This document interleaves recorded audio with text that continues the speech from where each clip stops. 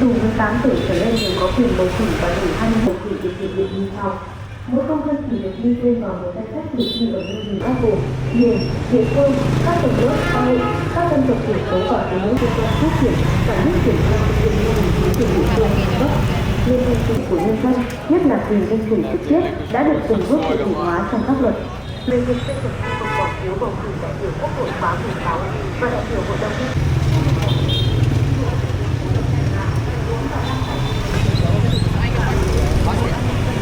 Cái này nó là hàng công nha.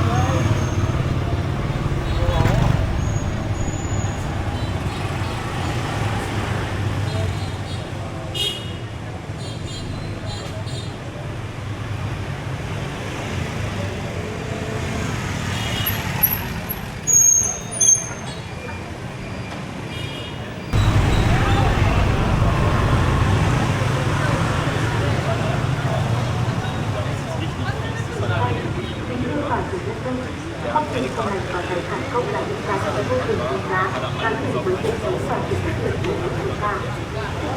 Việt Nam vẫn còn tình trạng lãng phí, phá hoại tài sản công, vứt rác bừa bãi và bày cảnh phá cây xanh nơi công cộng. Để xây dựng một cộng đồng văn minh, xanh, sạch, đẹp, chúng tôi xin gửi tới quý vị những thông điệp sau. 1. Cần ngăn chúng ta cần có những hành động tích cực để bảo vệ tài sản của mình, không mua bẩn, vẽ bẩn, làm hư hỏng các công trình công cộng, lên án và báo cáo các hành vi cố tình phá hoại tài sản nhà nước. Cần tiết kiệm khi sử dụng tài sản công, tiếp tục tiết kiệm dân, bảo vệ tài sản nhà nước và môi trường không phải là việc của riêng ai mà nó cần sự chung tay của cả cộng đồng. Chỉ cần một hành động nhỏ, bỏ rác vào tủ, không hái hoa vải thử, quyền cơ bản của công dân ngày càng được củng cố và hoàn thiện, qua đó góp phần bảo đảm quyền nghèo, tôn giáo.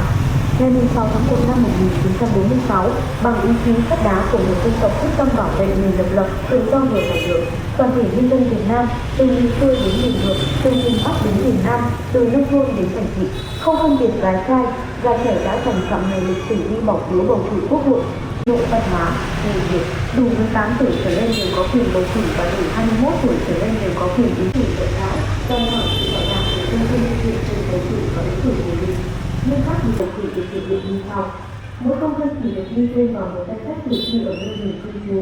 mỗi người chỉ được ghi tên vào danh sách lý số lượng người được giới thiệu ứng cử đại biểu Quốc hội, đại biểu hội đồng nhân dân các cấp, số lượng đại biểu được bầu ở từng địa phương, bảo đảm tính đại diện của các vùng, miền, địa phương, các tầng lớp xã hội, các dân tộc thiểu số và đối với các bộ đề cử thi hiện phiếu bầu và thực hiện việc bầu cử, nâng cấp bỏ phiếu kín, bảo đảm cho cử tri tự do lựa chọn người mình của Chủ tịch Hồ Chí Minh đã khẳng định nước ta là một nước dân chủ, bao nhiêu lợi ích về người dân, bao nhiêu quyền hạn về người dân, công việc đổi mới, xây dựng là trách nhiệm của dân. Nói tóm lại, trên hành với năm hiệu lực hiệu quả. Lần đầu tiên sau 80 năm lập nước, chính quyền địa phương ba cấp đã hoàn thành xuất sắc sứ mệnh lịch sử để đất nước có được những thành tựu to lớn, vững bước vào kỷ nguyên mới với yêu cầu đổi mới và tổ chức toàn diện cơ quan phát triển cả nước triển khai thực hiện mô hình chính quyền địa phương các cấp. Liên minh chính thức đang được cải cách theo hướng chuyên nghiệp, hiện đại, tư duy xây dựng pháp luật với nhiều đổi mới, hệ thống pháp quy tắc tất cả quyền lực nhà nước thuộc về nhân dân. Việc bổ sung nội dung kiểm soát quyền lực nhà nước trong nguyên tắc tổ chức vận hành của nhà nước là một bước đột phá trong bảo đảm tất cả quyền lực nhà nước thuộc về nhân dân. Dân chủ được đẩy mạnh, các quyền hiến định của nhân dân, nhất là quyền dân chủ trực tiếp, đã được từng bước cụ thể hóa trong các luật. Luật trưng cầu ý dân, luật tín ngưỡng tôn giáo, văn kiện đại hội 14 của Đảng tiếp tục khẳng định xây dựng hoàn thiện nhà nước pháp quyền xã hội chủ nghĩa Việt Nam của nhân dân, do nhân dân, vì nhân dân, do Đảng Cộng sản Việt Nam lãnh đạo là nhiệm vụ trọng tâm của đổi mới 1931 là quyền lợi, nghĩa vụ thiêng liêng của mỗi công dân. Ngày 15 tháng 3 năm 2026, cử tri cả nước đi bầu cử đại biểu Quốc hội khóa 16 và đại biểu Hội đồng nhân dân các cấp nhiệm kỳ 2026.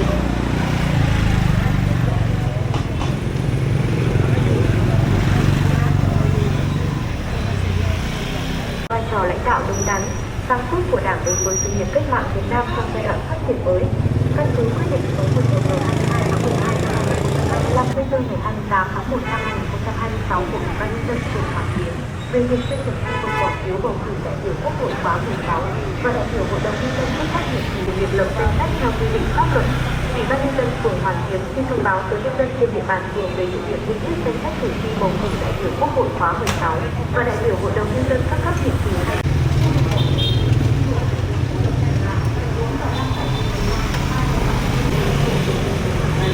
Và vào buổi tại vì khu vực thương mại hàng ra với khẩu hàng ra khu vực đó thì hết lâu con anh không hiểu con người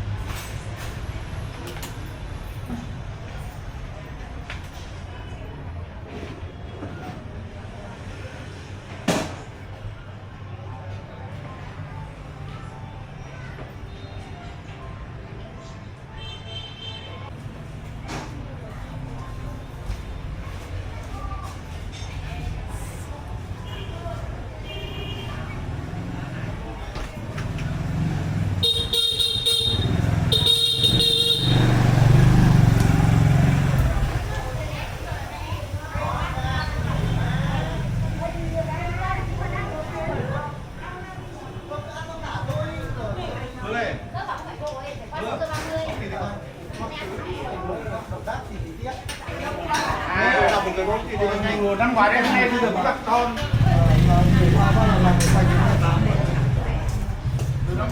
chờ em tí.